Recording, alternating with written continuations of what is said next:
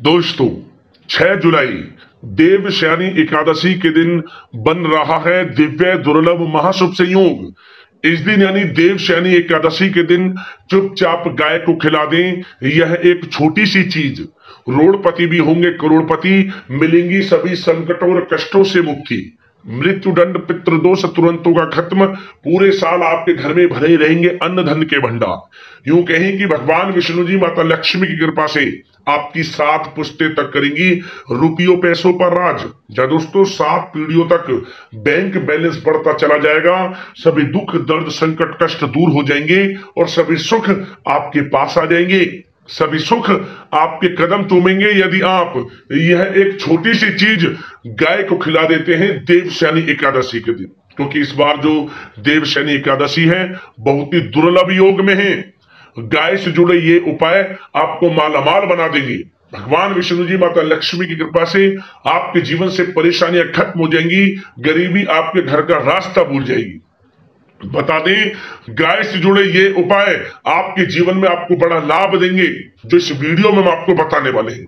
यदि आप अपने जीवन से परेशानियों को खत्म करना चाहते हैं, भगवान विष्णु जी माता लक्ष्मी की कृपा प्राप्त करना चाहते हैं और 7 पीढ़ियों तक अन्न धन के भंडार भरे रहें, यह कामना चाहते हैं, तो दोस्तों आज की वीडियो समय निकालकर पूरी देखना।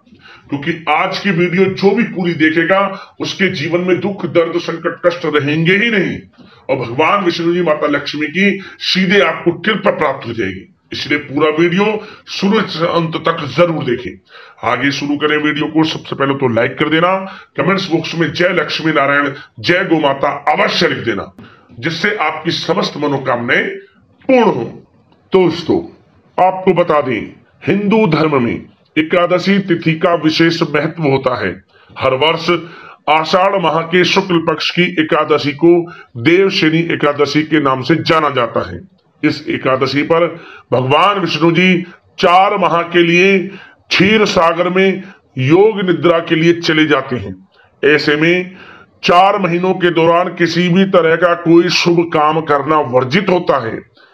इस 4 माह के समय को चतुर्मास कहते हैं। इस एकादशी को हरियशयन पद्मा या फिर तुरी एकादशी के नाम से भी जाना जाता है। इस बार देवशयनी एकादशी 6 जुलाई रविवार को है। हिंदू पंचांग के अनुसार आपको बता दें इस दिन आपको भगवान विष्णु जी माता लक्ष्मी का विधि विधान से पूजन करना चाहिए। क्या दोस्तों इस दिन आप सूर्योदय से पहले उठें, स्नान आदि कर स्वच्छ वस्त्र धारण करें। इसके बाद भगवान सूर्यदेव को जल अर्पित करते हुए भगवान विष्णु जी की पूजा का संकल्प लें। साथ ही साथ माता लक्ष्मी का पूजन करें। घर के मंदिर को स्वच्छ करें और भगवान विष्णु जी की मूर्ति या फिर तस्वीर को गंगा जल से स्नान कराएं। इसके बाद उन्हें वस्त्र पहनाएं, उन्हें पीले वस्त्र पहनाएं और सुंदर फूल से सजाएं। पूजा के लिए चंदन तुलसी पत्र अक्षत धूप दीप नैवेद्य पंचामृत फल और पीले फूल का उपयोग करें। भगवान विष्णु जी के साथ माता लक्ष्मी की मूर्ति भी आप साथ में रखें। भगवान विष्णु जी माता लक्ष्मी की प्रतिमा के सामने प्रत्यक्ष दीपक प्रज्वलित करें। आपको बता दें और धूप दीप चंदन पुष्प आदि अर्पित करें। भगवान विष्णु जी को पंचामृत और फल का नैवेद्य अर्पित करें। भगवान विष्णु जी के विष्णु सहस्त्र नाम या फिर विष्णु श्लोक का पाठ करें। इस दिन आपको भगवान विष्णु जी के साथ माता लक्ष्मी के मंत्रों का जाप करें। आप जितना हो सके इनके नाम का कीर्तन करें। भगवान विष्णु जी माता लक्ष्मी के नाम का कीर्तन करें आप। और दोस्तों एक काम और जरूर करें, इस दिन अपनी यथाशक्ति सामर्थ्य के अनुसार अन्न धन वस्त्र का दान जरूर करें। एकादशी पर दान आपको लाभ देगा।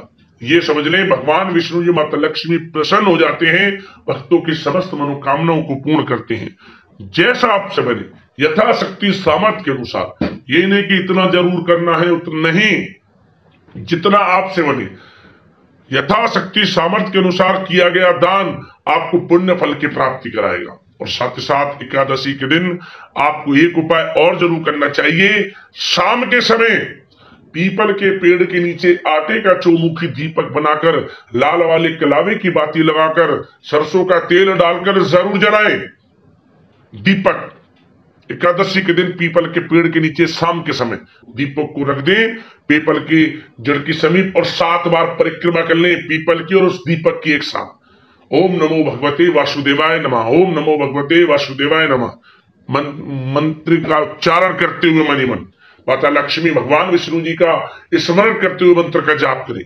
आपको लाभ मिलेगा, मनोकामना पूर्ण होंगी, जीवन से परेशानियां खत्म होंगी। अब दोस्तों बात करते हैं गाय से जुड़े हुए कौन कौन से उपाय हैं जो कि आपको देवशयनी एकादशी के दिन जरूर करने चाहिए, जिससे 7 पीढ़ियों तक आपको लाभ मिले, अन्न धन के भंडार भरे रहें और जीवन से जो भी दुख दर्द संकट कष्ट दूर हो जाएं और सभी सुख आपके पास आ जाएं, सभी सुख आपके कदम चूमे। तो चलिए शुरू करते हैं गाय से जुड़े हुए कौन कौन से महत्वपूर्ण चमत्कारिक उपाय हैं। चलिए शुरू करते हैं। दोस्तों, सनातन परंपरा में गाय, गंगा और गायत्री का बहुत ज्यादा धार्मिक महत्व है। मान्यता है कि गौ माता के शरीर पर 33 कोटि देवी देवताओं का वास होता है। गौ माता की सेवा एवं पूजा करने वाले जातक पर इन सभी देवी देवताओं की कृपा बरसती है। गौ सेवा से न सिर्फ इस जन्म के बल्कि पूर्व जन्म के भी दोष दूर हो जाते हैं। प्रत्येक सुबह जब आपके घर में भोजन बनना प्रारंभ हो तो सबसे पहले बनाई गई रोटी को आप गौ माता के नाम से निकाल दें और भोजन करने से पूर्व गौ माता को इस रोटी को खिलाएं। यदि संभव हो तो काली गाय को खिलाएं। यदि काली गाय ना मिले तो सफेद गाय को भी आप खिला सकते हैं। प्रत्येक पूजा और मांगलिक कार्य में गौ माता या उनसे जुड़ी चीजें जैसे गाय का गोबर, गोमूत्र, गाय का दूध अथवा गाय के दूध से बना घी अवश्य शामिल करें। इससे आपको पुण्य फलों की प्राप्ति होगी। सनातन परंपरा के अनुसार जिस घर में गाय होती है उस घर से जुड़े सभी वास्तु दोष स्वतः ही समाप्त हो जाते हैं। किसी भी पूजा में गाय से प्राप्त पंचंगव्य युक्त पदार्थ का उपयोग अवश्य शामिल करें, क्योंकि पंचंगव्य के बिना कोई भी पूजा पाठ और हवन सफल नहीं होता।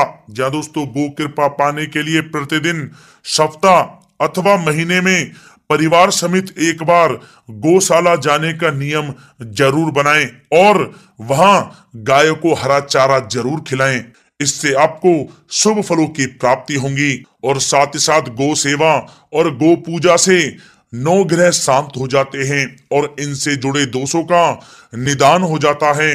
गर्मियों में गौ माता को पानी पिलाएं और सर्दी में गौ माता को गुड़ अवश्य खिलाएं।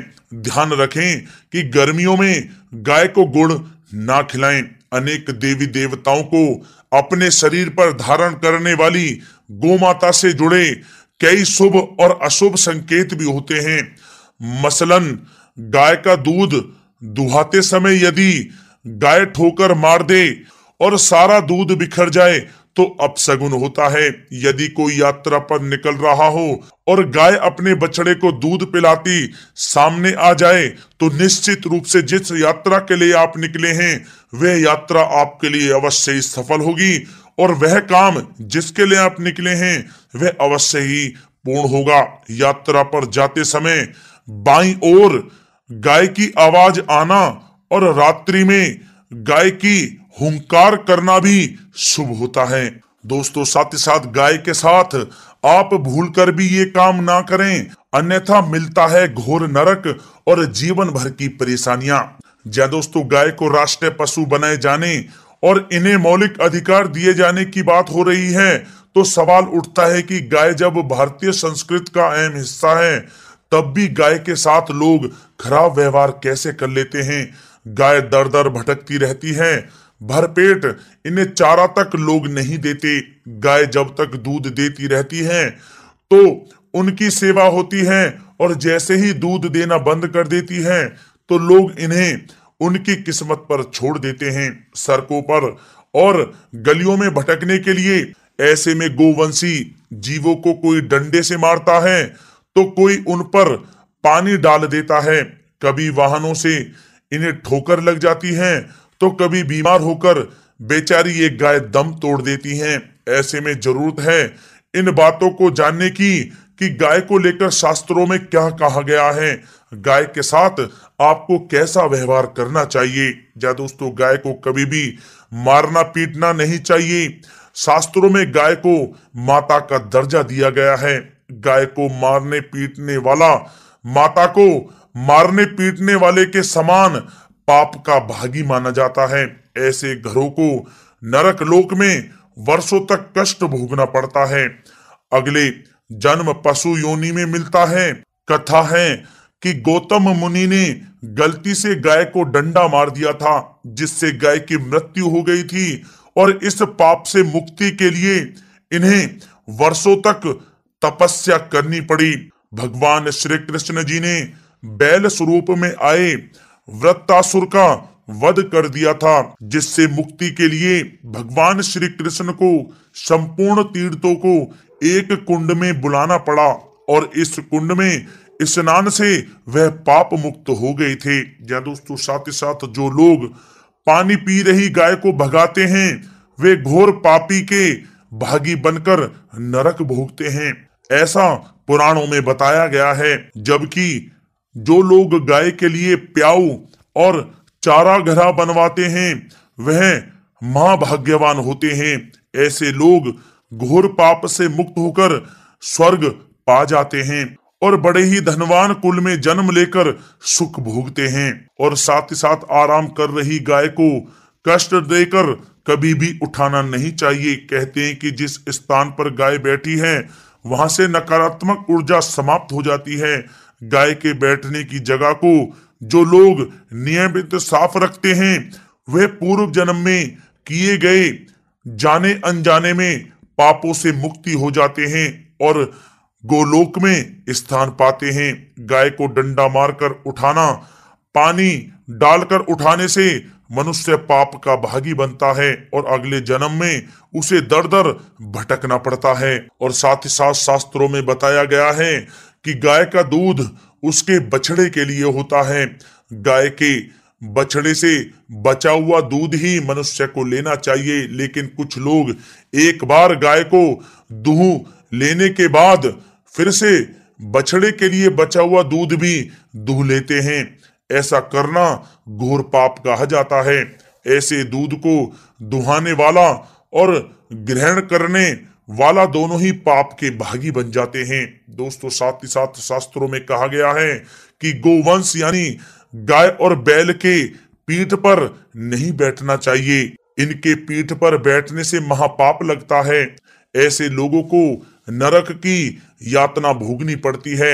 एकमात्र महादेव के अंश के उत्पन्न नंदी ही गोवंशी हैं, जिस पर स्वयं महादेव और महादेवी सवारी करती हैं, क्योंकि नंदी ने स्वयं अपनी इच्छा से महादेव की सवारी बनना स्वीकार किया था। और साथ ही साथ शास्त्रों में गाय के दान को बहुत ही महत्व दिया गया है, लेकिन ऐसी गाय का दान कभी नहीं करना चाहिए जो बूढ़ी और बीमार हो। कठोपनिषद में नचिकेता की कथा भी इस संदर्भ में है कि जिस नचिकेता ने पिता द्वारा बूढ़ी गाय को दान करने पर आपत्ति जताई थी, दूध देने वाली और बछड़े सहित जो लोग गाय का दान करते हैं, वह महान पुण्य को प्राप्त करके स्वर्ग में स्थान पाते हैं। दोस्तों, साथ ही साथ सूर्य, चंद्र, मंगल या शुक्र की युति राहु से हो तो पितृ दोष होता है। यह भी मान्यता है कि सूर्य का संबंध पिता से एवं मंगल का संबंध रक्त से होने के कारण सूर्य यदि शनि, राहु या केतु के साथ स्थित हो या दृष्टि संबंधी हो तथा मंगल की युति राहु या केतु से हो तो पितृ दोष होता है। इस दोष से जीवन संघर्ष में बन जाता है। यदि पितृ दोष हो तो गाय को प्रतिदिन या किसी भी एकादशी को या किसी पूर्णिमा के दिन या अमावस्या को रोटी, गुड़, चारा आदि खिलाने से पितृ दोष समाप्त हो जाता है। साथ ही साथ देसी गाय की पीठ पर जो ककुद कुबड़ होता है वह बृहस्पति गुरु हैं। अतः जन्म पत्री में यदि बृहस्पति अपनी नीच राशि मकर में हो या अशुभ स्थिति में हो तो देसी गाय के इस बृहस्पति भाग एवं शिवलिंग रूपी कुबड़ के दर्शन करने चाहिए। गुड़ तथा चने की दाल रखकर गाय को रोटी भी दें, इससे आपको शुभ फलों की प्राप्ति होगी। और साथ ही साथ यदि आप रास्ते में जा रहे हों और सामने से गौ माता आती हुई दिखाई दें तो गौ माता को आप अपनी दाहिनी ओर से जाने देना चाहिए, आपकी यात्रा अवश्य ही सफल होगी। और साथ ही साथ यह संकेत भी जान लें, यदि आप यात्रा पर जा रहे हैं और सामने आपके गाय पड़ जाए अथवा अपने बछड़े को दूध पिलाती हुई सामने गाय दिखाई दे जाए तो समझ जाना कि वह यात्रा आपके लिए अवश्य ही सफल होगी। और साथ ही साथ जिस घर में गाय होती है उसमें वास्तु दोष स्वतः ही समाप्त हो जाता है। और साथ ही साथ आपको बता दें कि गाय को आप जो भी रोटी बनाएं प्रतिदिन ताजी रोटी ही बनाएं। गाय को अगर आपने रोटी बनाई है तो कोशिश करें कि उस रोटी को आप तुरंत ही गाय को दे दें।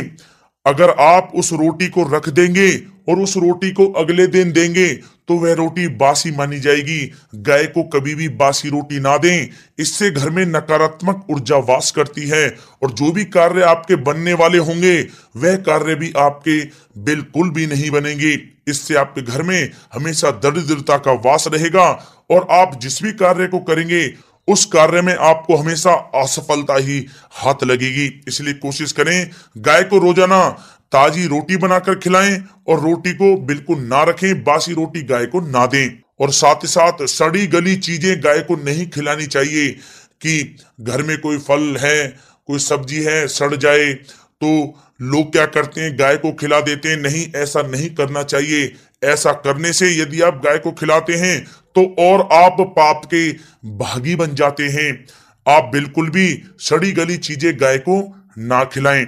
और साथ ही साथ आप आटे की 11 लोइयां बनाकर उनके ऊपर हल्दी लगाएं। इसके बाद आप उन 11 लोइयों को एक एक करके गाय को खिलाएं। प्रत्येक लोई को खिलाते समय गाय के सींगों पर आप हाथ फेरें, पीठ पर हाथ फेरें, मस्तक पर हाथ फेरें, माता गाय के आप चरणों के स्पर्श करें। जहां दोस्तों ऐसा करने से आपके समस्त कार्य बनने लगेंगे। जो दुख का समय चल रहा है वह भी समाप्त होगा। आपके जीवन में खुशियां खुशियां होंगी। और एक बार आप 7 बार गाय की परिक्रमा भी कर लें तो आपके समस्त कार्य पूर्ण होंगे। और साथ ही साथ आप गाय को जब भी रोटी दें, रोटी पर या तो आप थोड़ी हल्दी लगा लें या थोड़ा गुड़ रख लें। अगर गुड़ ना हो तो आप थोड़ा मिश्री रख सकते हैं, थोड़ा घी रख सकते हैं।